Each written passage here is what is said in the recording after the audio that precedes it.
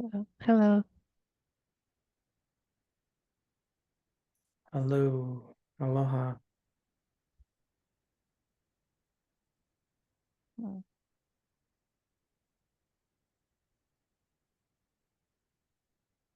You might want to take the time to just look at everyone here.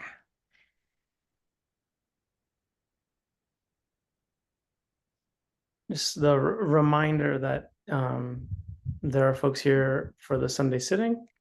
And then the Sunday sitting this week, though, is really just joining the week-long online meditation retreat that we're having. So this is our normal Dhamma talk time during the retreat. So welcome to the folks who are just joining for the Sunday sitting. It won't be our normal Sunday sitting schedule. It's not, we won't have a sitting. It'll just be Michelle's talk.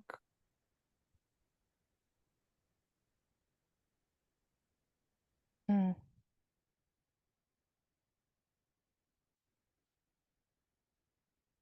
A happy Father's Day. Mm.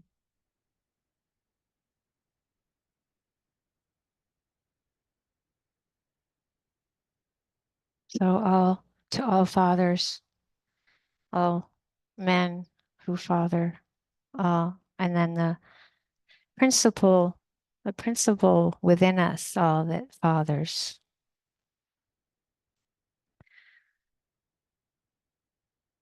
Very important.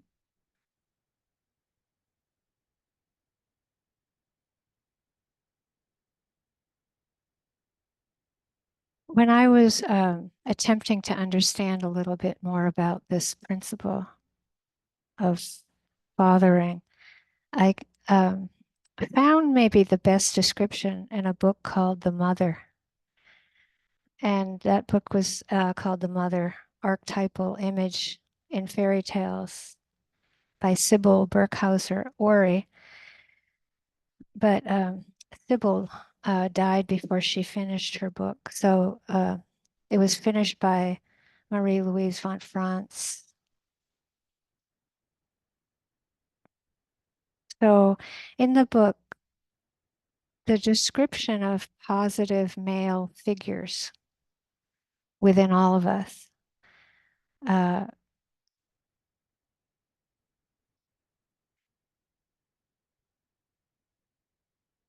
So the description is a new, liberating, spiritual attitude to life, embracing thoughtfulness, religious seriousness, courage, and a genuine understanding of one's own and others' natures. And I thought that was a really beautiful description and something to honor in all of us today and fathers.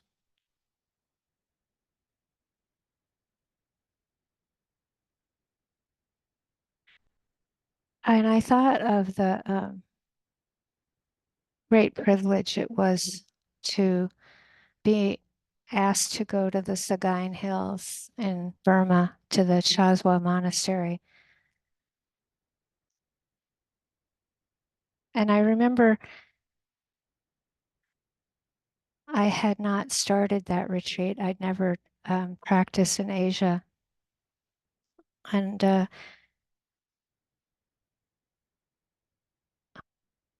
for a lay woman to teach in Burma had never happened before. But because I had practiced with Sayadaw U Pandita for so long, Sayadaw U Lakana felt comfortable with me coming. But I didn't really buy it. Still, it was very intense for me to go. So when I got there, I'd never met Sayadaw U Lakana, and I bowed to him. And then I was practically begging him. I said, "Are you sure? Are you sure you really want to do this?" I'm like, "I'm fine. I'll go. It's totally okay." It's He's like, Sayadaw agrees. Sayadaw agrees. I want you here. That's good. So, and one of the first things I noticed in being in that area of Burma, which is like a Buddhist Renaissance happened there in these hills dotted with white pagodas with gold, little bells ringing, just so beautiful. So many thousands of nuns and monks who'd practiced there for so long. Um, there was one blue pagoda that I felt so drawn to and would rarely get the time to go. I didn't know at that time that for me to walk alone up there was not appropriate, but at that time I didn't know it. So I used to go up to that blue pagoda and just sit for a while. And then over those for early years I taught there, I used to go down the steps from there. It's like the Blue Pagoda was on the top of the hill looking over the Irrawaddy River, where you could see the sunrise. I would go through this monastery that, again, I felt as connected to that place as I did to the Blue Pagoda. And I never had met the happy Sayadaw. I'd never seen him there. Ujjayanto, Sayadaw Ujjayanto. No. Myatang Sayadaw, Myatang Sayadaw. So, but he had a monk, one other monk there that took care of him. Again, I didn't know any of this. Um, but I would call him the second happiest human being I've ever met. I wouldn't have said that then because I hadn't met Myatang Sayadaw, who I would say the first and amazing happiest being I've ever met. And when I would walk through the monastery, it would feel so quiet, but so alive. Like it wasn't like a dead quiet. It was quite alive quiet. Uh, and then, of course, eventually, many years later, downriver, met Happy Sayadaw. I named him the Happy Sayadaw, Myatang Sayadaw. And one of the first questions I asked him was about the four guardian meditations. And the reason I asked him is because I felt that as I learned them, they were considered kind of lesser practices or preliminary practices, and they were skipped over, really.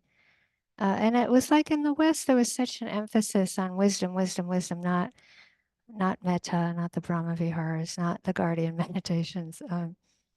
So the first guardian meditation is reflecting on the virtuous qualities of the Buddha. The second is reflecting on the 32 parts of our human body. The third is loving kindness or metta. And the fourth is reflecting on death. And they're considered incredibly important in that area of Burma. Like so important that if you talk to any of the monks and nuns there, they've spent years and years practicing them. Years and years. And still at that time, I thought, oh, they do them for years and years, and then they then they move on. Um, so over time, I got a sense that Myatang Sayadaw, or the Happy Sayadaw, he had spent a long time in his early practice doing the first guardian meditation. And then I got a sense that at the end of his life, which was maybe Jesse, do you remember how old he was? Was he 98 or do you know? Yeah, he was 98 when he died. I'd say probably the last 10 years he practiced the fourth guardian meditation a lot. So it wasn't like it was a preliminary practice at all. And I think that when we embark on the spiritual journey, and all along the way, there are times when we need the fortitude and the strength of the guardian meditations. And so that sense that you practice something as a protection, that you practice it as a kind of safety, is it's like in that area of Burma, it's like it's in the air, it's infusing everything. And I was very deeply affected by that and moved by it and inspired to practice them. The first one, I have found in my own life, but also with a lot of students, that that first one is hard because we weren't born in a Buddhist culture. So sometimes it's hard to not for everybody, but a lot of us find that one more difficult. Maybe after years of mindfulness practice, the four foundations of mindfulness, there can be a kind of deepening connection and inspiration with the Buddha that then can turn into a guardian meditation. But I told him about that, and he, of course, started laughing. And he's like, no, no, no, no, this is how I did it. So he came to this area when there were still tigers there. And he was 7. And at some point, he had a pagoda built above. So, there's a huge hill, and his monastery is at the bottom of it. But this pagoda turned out to be the blue pagoda that I love so much. And he described building it specifically so that on one side you could look out at the sunrise or moonrise, but the full moonrise, but also he had it built so that in the back there was a space and then these little steps that went up to a separate little teeny little structure that had a door that you would open and you'd see the happiest Buddha I've ever seen. And so he spent years sitting there with a mala, holding one bead, looking at this Buddha, years. I'm trying to really get this across. He'd hold the bead, look at the Buddha, and see the Buddha's goodness, see the Buddha's worthiness to be a Buddha, to be happy, right? To be peaceful, the worthiness of that. Then he would close his eyes and feel his own goodness and his own worthiness.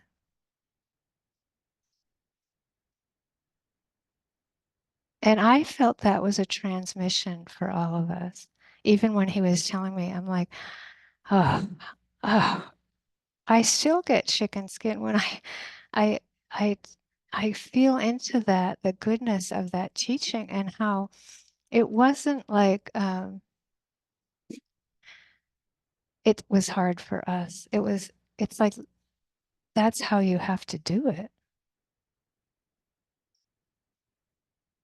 And you can imagine how protective that is when you hit doubt or fear or all the hindrances are just the simple greed, hatred, and delusion. Often the doubt in ourselves. Can we do this? But to be able again to do that practice, and also I did that practice for so long, like whether I was in a airport or a grocery store or in my neighborhood, it's like you can also look at other people and see their goodness and their worthiness. It's a very powerful practice.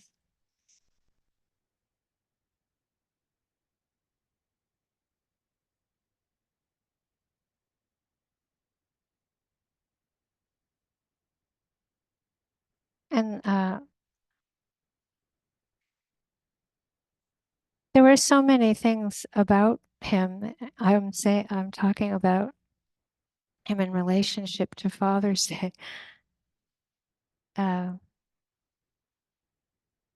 one time I was visiting him, I think one time alone, and uh, it was, of course, it's through a translator, but somebody was there who could speak English, and he told me that he had insomnia. And I said, "Well, what do you do when you wake up?"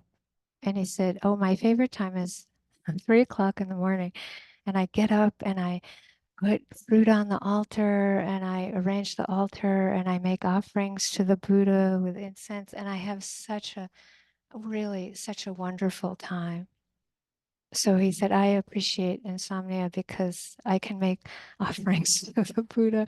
And I was like, "Oh my God." It's just like, I wish, I get this email thing from the Harvard Health. Um, and they do these articles about things we're very vulnerable to. So today I think it was insomnia. Sometimes it's osteoporosis or prostrate, or it's all that prostate. It's all these things that of course you want to buy and read. But I thought, wouldn't it be nice if they would put in something like this on insomnia?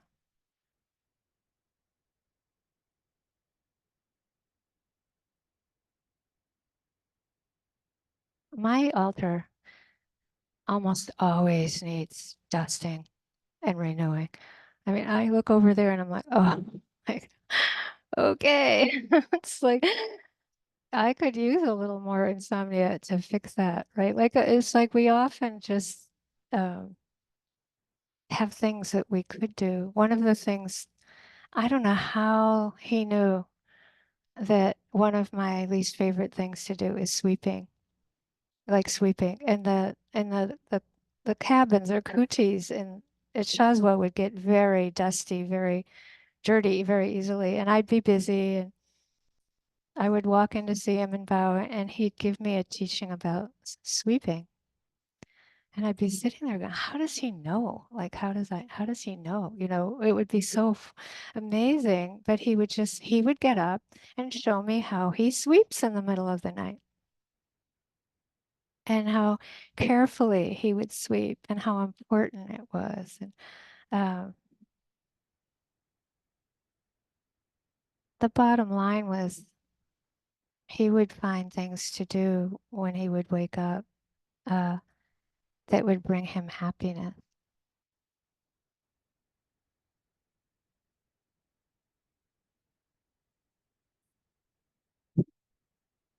And I won't go through all the guardian meditations today, but the last one, where he spent so much time in the last part of his life, again, reflecting on death as a guardian meditation, and to just get a sense as we age and are getting older, and that this was his practice. On the in-breath, he would say, everyone I know is going to die.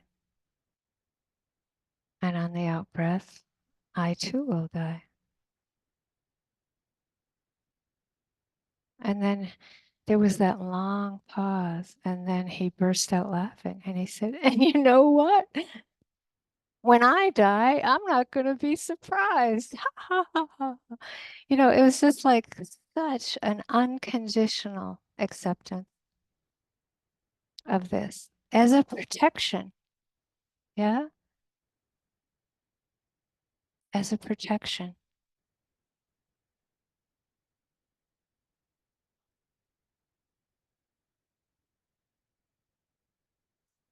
The title of the retreat we're doing is Seeing Security Everywhere, and it's from a sutta called The Rod Embraced. And I'm going to read just the beginning part of it. The Buddha wishing him happy Father's Day. When embraced, the rod of violence breeds danger and fear. Look at people in strife. I will tell how I experienced terror. I will tell how I experienced terror, seeing people floundering like fish in small puddles, competing with one another. As I saw this, fear came into me.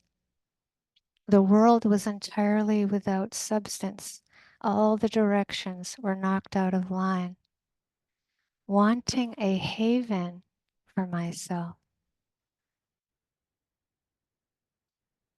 Please hear this as your own cry, wanting a haven for myself.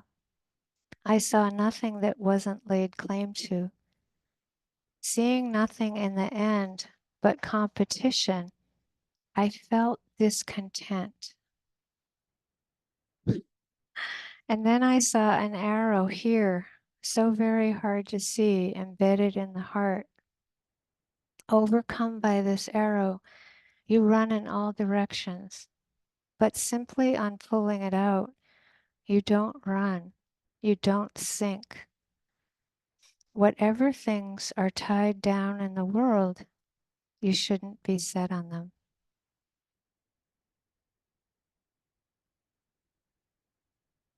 It's such a beautiful description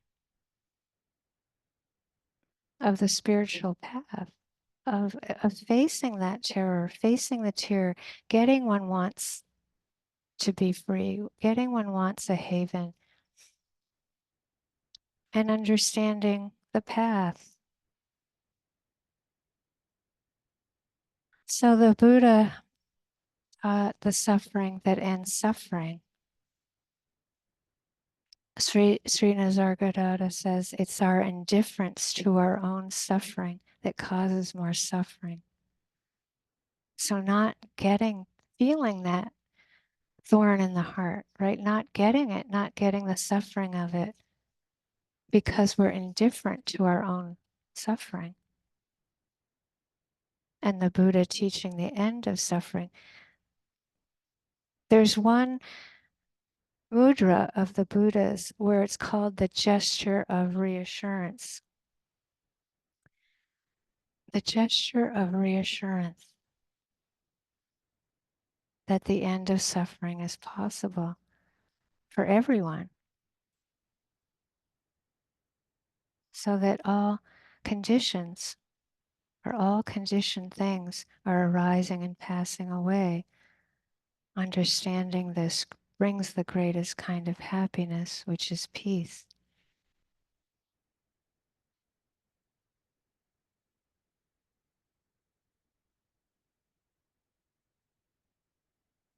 We're born into a world of such impermanence, such change. And part of the practice is really just understanding our six sense doors. What did we get born into? The six sense doors or sensitivities.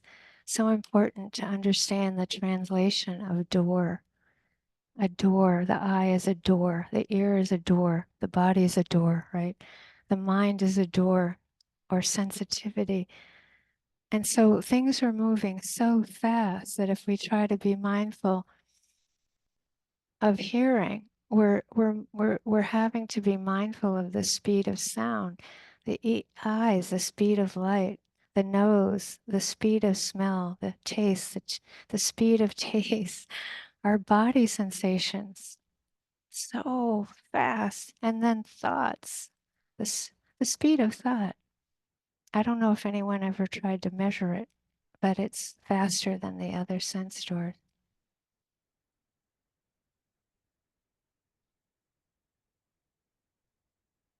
So we kind of get that sense of how vulnerable inhabiting these six sense doors is, so sensitive, so boundless. And so the Vipassana practice is meant to gradually include and include and include all experience everywhere. And so when we talk about vulnerability, I think what's interesting is that often it will feel like my mind door, the heart center, or my vulnerability, or your vulnerability, or my my openness, or your closeness, or my closeness, or my resistance, your resistance, and it isn't.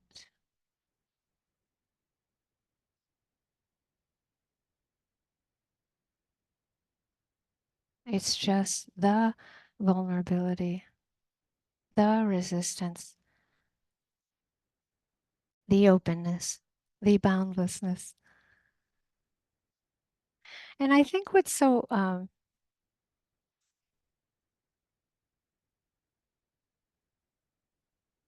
amazing, maybe that might be the best word, is that simultaneously with each moment to moment experience at the sense stores as it's changing, there's also simultaneously a pleasant, unpleasant, or neutral feeling tone with each moment. So with a moment of seeing, there's a simultaneous pleasant or unpleasant or neutral feeling tone with one sound, with one thought, with one emotion, moment to moment, pleasant, unpleasant, or neutral.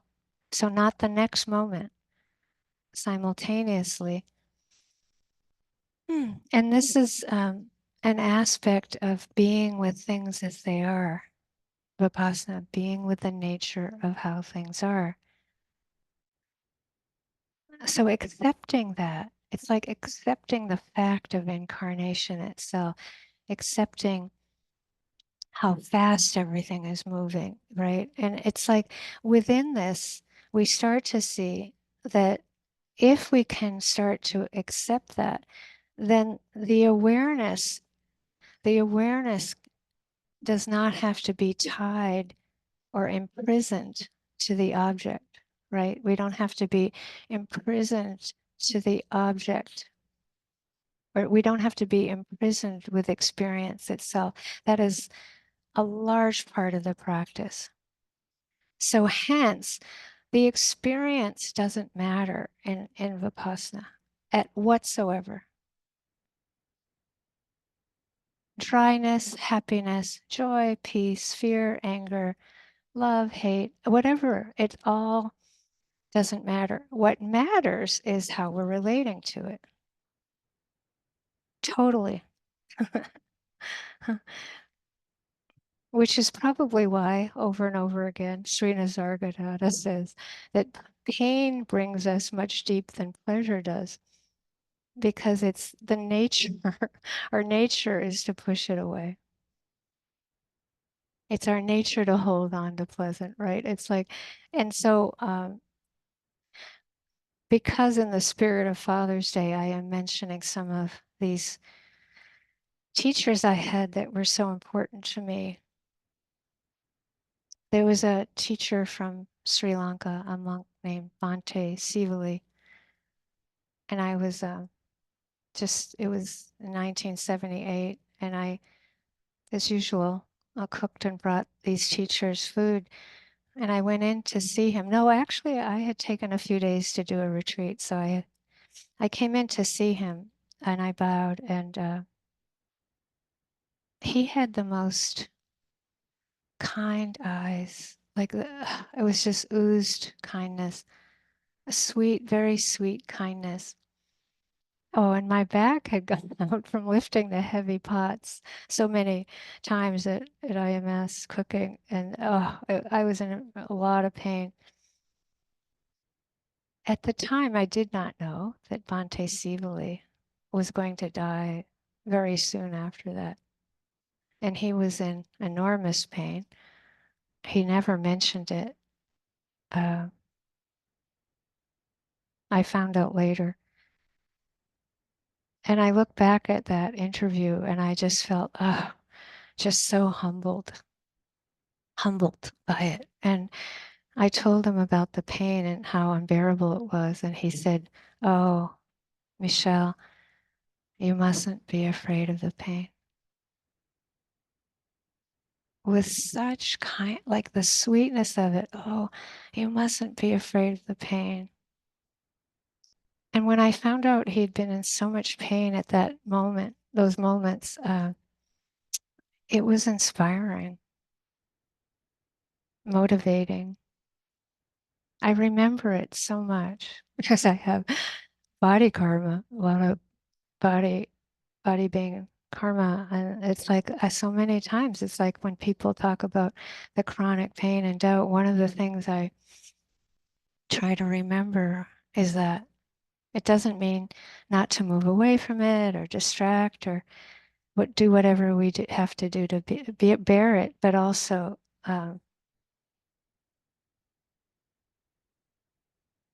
we don't have to be afraid of it.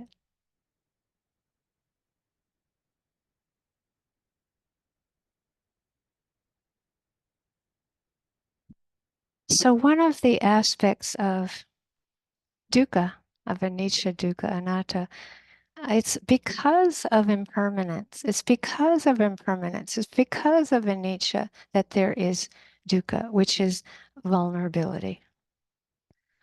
And it's something we all share. All beings who take birth share this vulnerability that we never know what's going to happen. We never know what's going to happen next.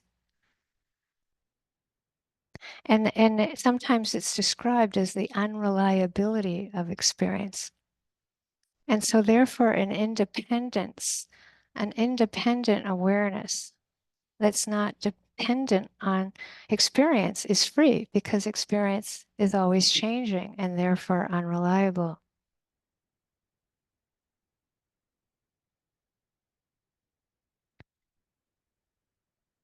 And experience, as we know, anatta, the one aspect of this is that not me, not I, not mine. But the other way to say it would be uncontrollability, that how much we cannot control what's appearing in our sixth sense door moment to moment life experience.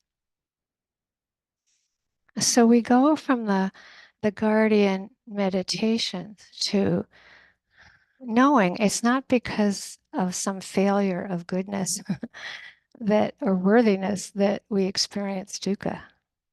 All beings experience dukkha. We all experience anicca, dukkha, anatta. No one is protected from that. And so that being connected to that or with that and understanding is how we are safe and protected. The more one understands anicca, dukkha, anatta, the more we're connected with it, the more protected we are. And it requires, I think, a lot of humility. This, like, that idea that we can control what will happen next. So much suffering comes on that. As if you look at our thought process and our emotional process, so much of it is wanting to control what's going to happen next. And mindfulness, technically, the soft readiness, mindfulness is an awareness that understands that we never know what's going to happen next. That's it. That's mindfulness. And there's a understanding that each moment is new is so important. You know, Jesse gave me a Fitbit. I don't know if it was last year, but I've had it for a while now. And you know what I love? I love in the morning, and I look at it because it starts at 0.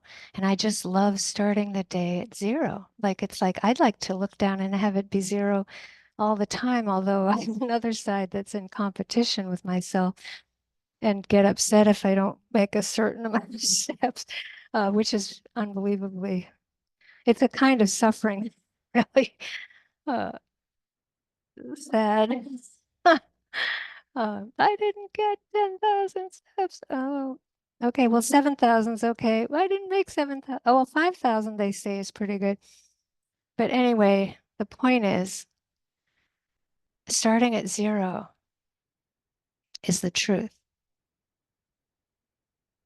Every moment arises and passes, arises and passes. Every moment is new. You've never heard me talk before. You've never taken this next breath before. In fact, you don't know if you're going to have a next breath.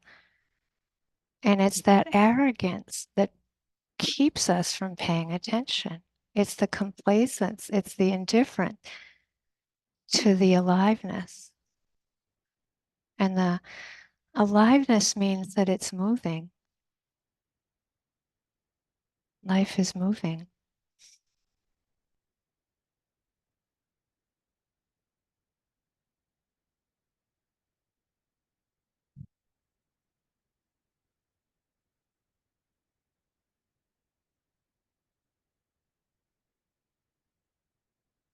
Kulu Sayadaw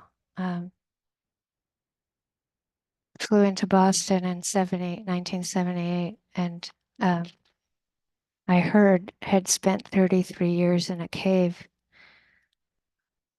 before he came, and also had never laid down for 33 years. And, for me, that was like, I felt like that was like someone coming literally from another world or another planet. I didn't know anything about Buddhism. I was working at IMS, but that was like, wow, hardcore. I mean, he made us take the bed out of the bedroom we put him in at IMS.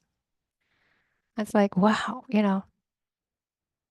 that's intense, right? And I always love to cook and take care of these teachers. So the first time I brought in food, um, he said to me, keep a mind like water, not like a rock, like water. And you've probably heard me talk about the puddle that happens at the bottom of my driveway on the tar road there. But I have learned so much from the rare puddles that happen there because it's the desert. And the other day, I happened upon a book that I have not read. I don't know if you have books that are on your bookshelf that you have not read. This one was written in 2016, and I must have been very excited about it because it's a hardcover. But I found it and I started reading it, and it's called How to Read Water by Tristan Gooley.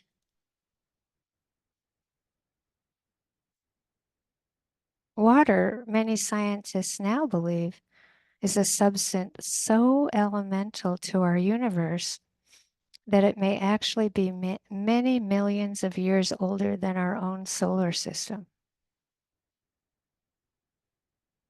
Did you know that? Like, that's awesome. I didn't know that. Water, many scientists now believe, is a substance so elemental to our universe that it may actually be millions of years older than our own solar system. And there's a chapter on puddles. Now, I've never come across that before. And he says that the seismometer puddle is the puddle we can use to measure the slightest movements in the ground or air. That's true. So he said, one late spring dusk, walking along a country lane, I noticed that both Venus and Jupiter were visible in the puddles I passed. Seizing the seismometer puddle opportunity, I made myself comfortable by leaning against a tree and began staring at the image of Jupiter in one of the larger puddles. Nothing happened for a few minutes, but then I noticed a faint disturbance in the water. A few seconds later, it happened again. At first, I thought it must have been a small insect, but I'm familiar with most of the patterns they create already, and it didn't quite fit. The pattern disappeared for a couple of minutes, but then returned again. This continued for a while, and then finally I spotted the source of the tiny disturbance. A bat. A bat was swooping over the water, and the faintest breeze from its wings was visible in the motion of Jupiter oscillating in the puddle.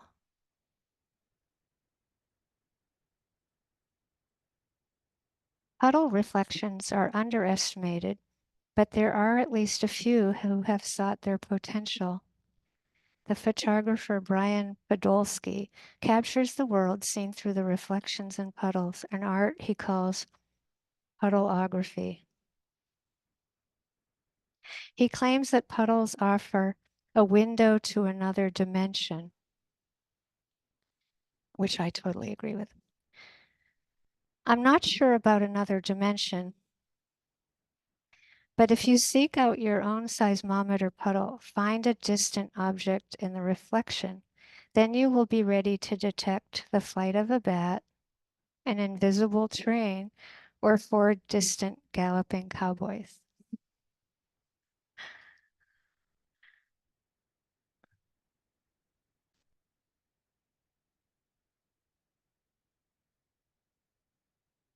Just to note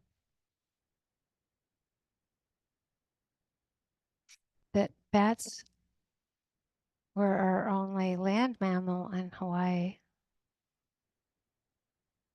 And I couldn't remember when I've seen one last. The other day, Jesse pointed one out at dusk, and I looked it up because we see so few. When I first moved here, we saw so many more, and they think there's only hundreds left. They're endangered. But then again, how special it is to think about getting to see something like the reflection of one in a puddle.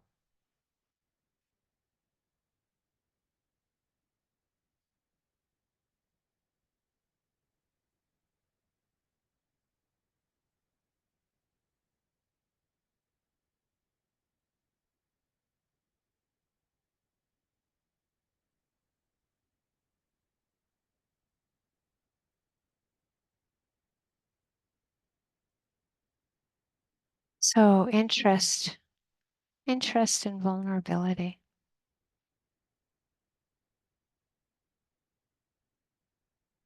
Often when we are aware of getting caught in,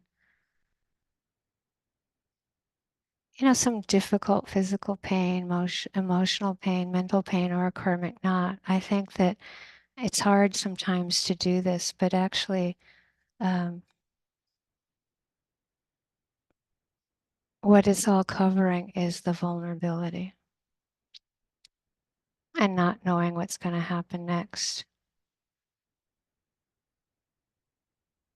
And even if you can drop into that vulnerability for a second or two and then say, enough, that's enough.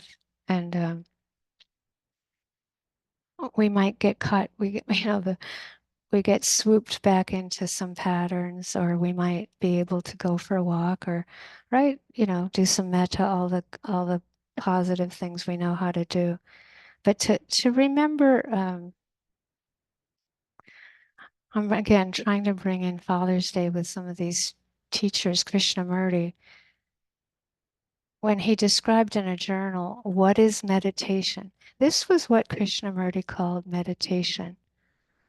And I'm just emphasizing what I know is the best of these beings. He said, just to be vulnerable, that's meditation. And we're always like trying to not feel that, right? But that's it, just to be vulnerable, sensitive, just to be sensitive, like that new green leaf that was born yesterday to face rain, wind, darkness, and light. And if we get interested in this, which I know you all have, the most important thing to remember is that that's an exploration, and it's an exploration. But what we will see is the attempt to control.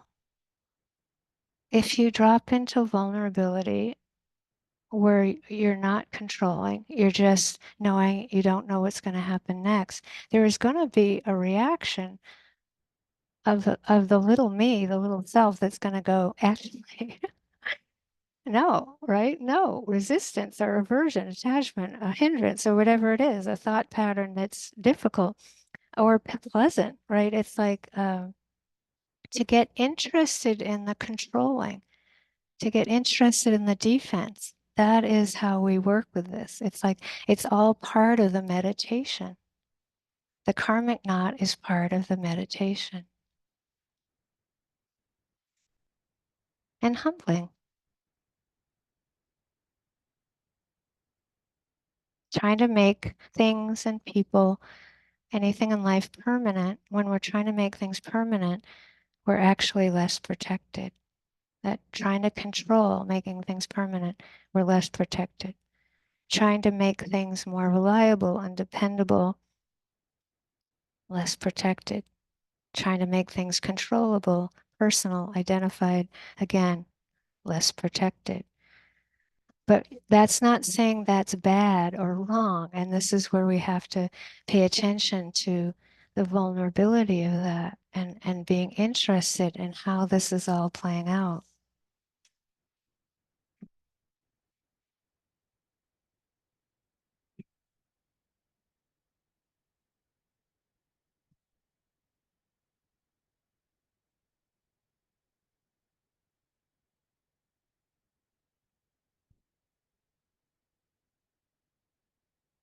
It's okay to be vulnerable, and it's okay not to want to feel being vulnerable.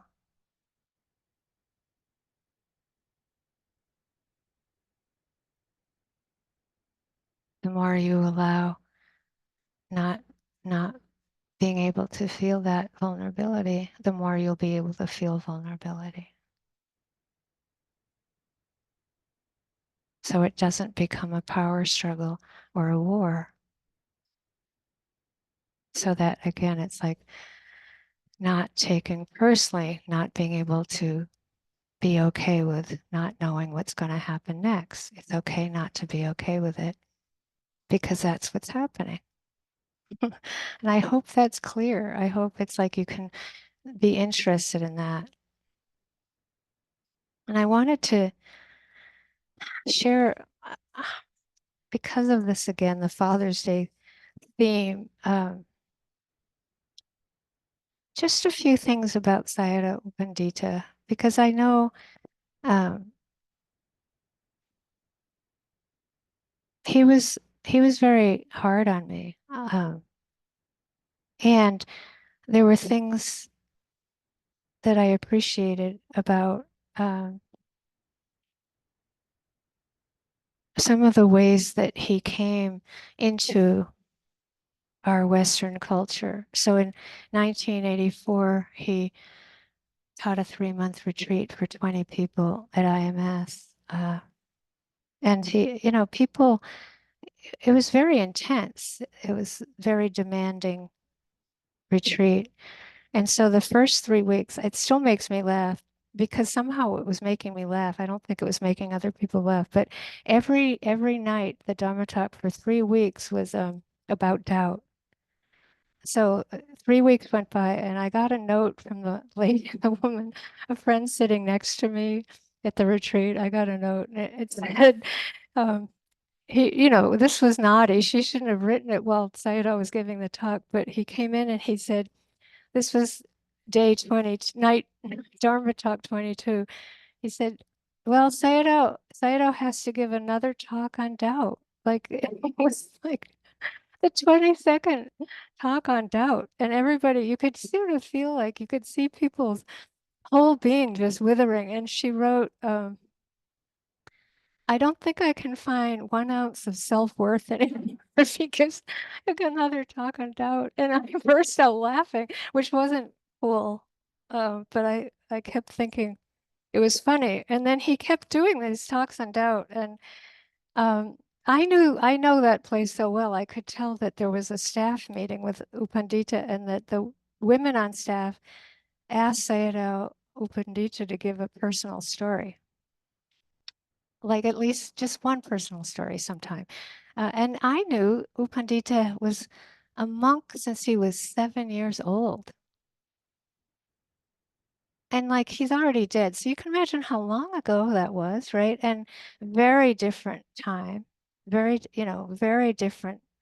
I couldn't even imagine what that would have been like. And he told the story. I could tell he was a little flustered because you don't give personal stories in that culture. And it as the head Sayadaw in Burma in the Mahasi tradition, they hold a fan up. They hold a fan up when they give Dharma talks.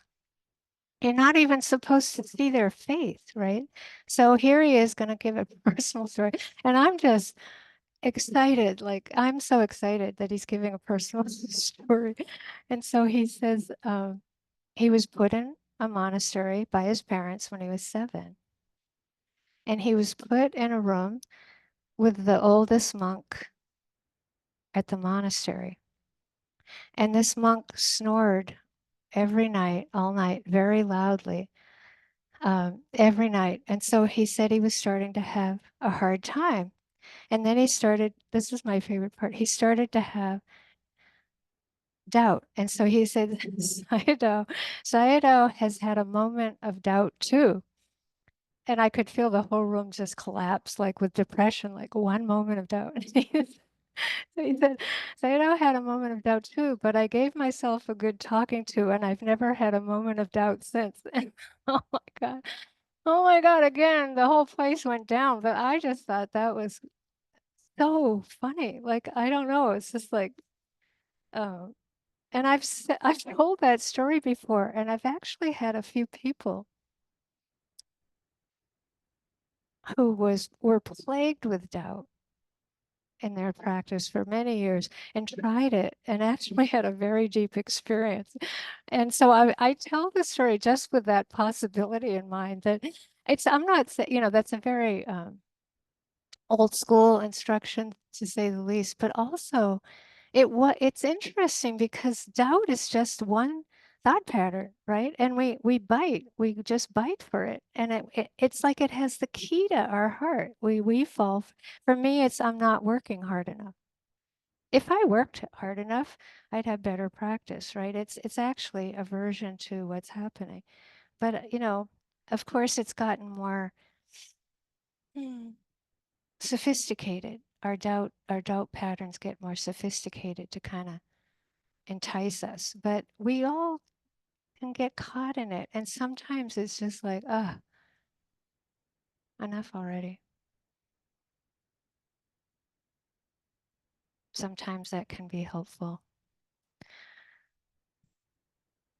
After many, many 3-month retreats with Sayadaw, and then doing a couple years with the Brahma Viharas, I invited Sayadaw to come to give a talk at this mentoring retreat that I had started, a mentoring program.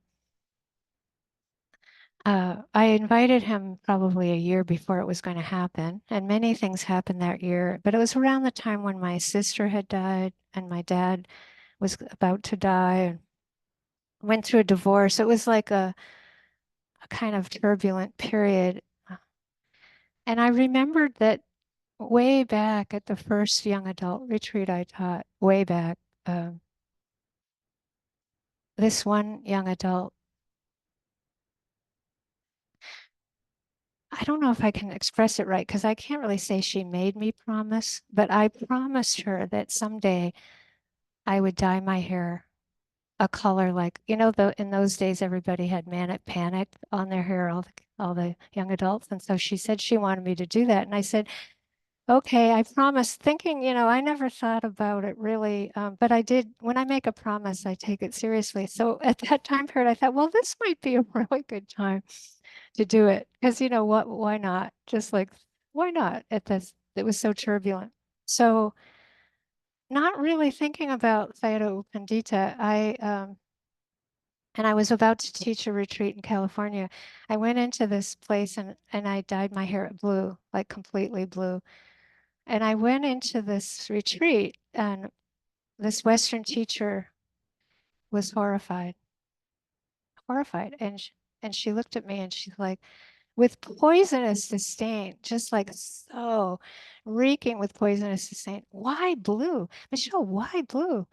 I was like, oh, I made a promise. I walked away. And then everywhere I went, every Western teacher, the same thing. Poisonous disdain. Why blue? Like, oh, what's wrong with you? And then I came to Hawaii with Aiken Roshi. He was living on the Big Island at the time, and this was really fun because I went in. He wasn't poisonous disdain, but he looked pretty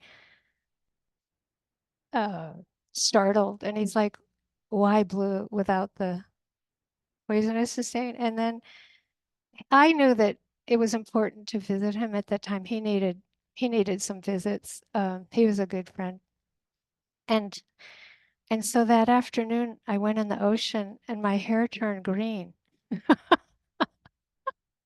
And so I went back in to see him and he's like, "Why green?" But it wasn't exactly great feedback. And then that was the moment when I realized, oh no, I have to go. I'm gonna have to go see U Pandita like this. So I got it back to blue. I don't know why I thought that would be better, and started the mentoring retreat and said, okay, you know, you have to pay respects. And I went to see him, and I was ready for it. I was just like, this is gonna be really bad. Like I just got myself all prepared for something awful. And I bowed and I came up and he spoke in English. He said, monks like to be beautiful too.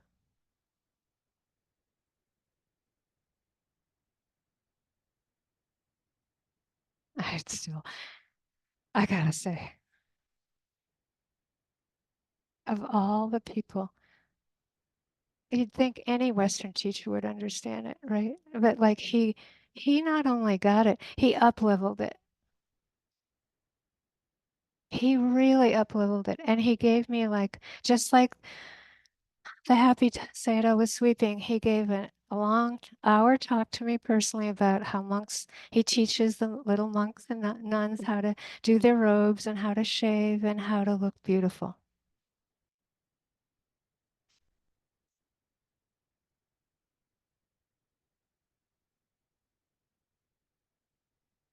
And then I thought, well, might as well ask Sayadaw what he thinks of me teaching this. This could be a good time.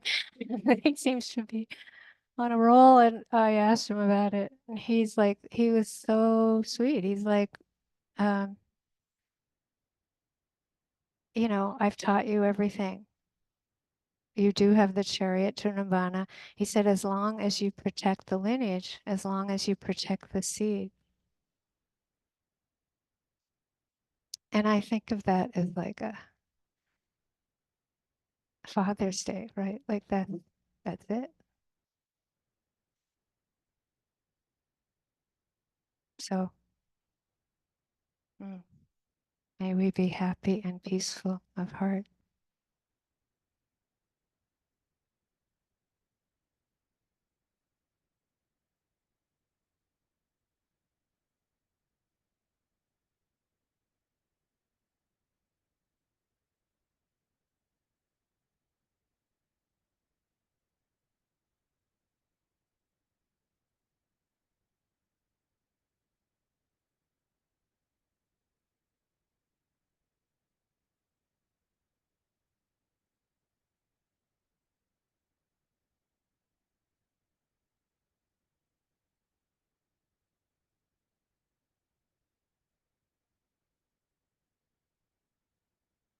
Mm.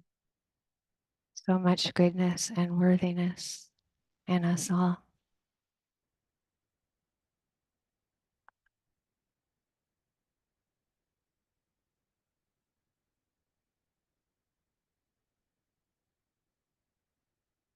Mm.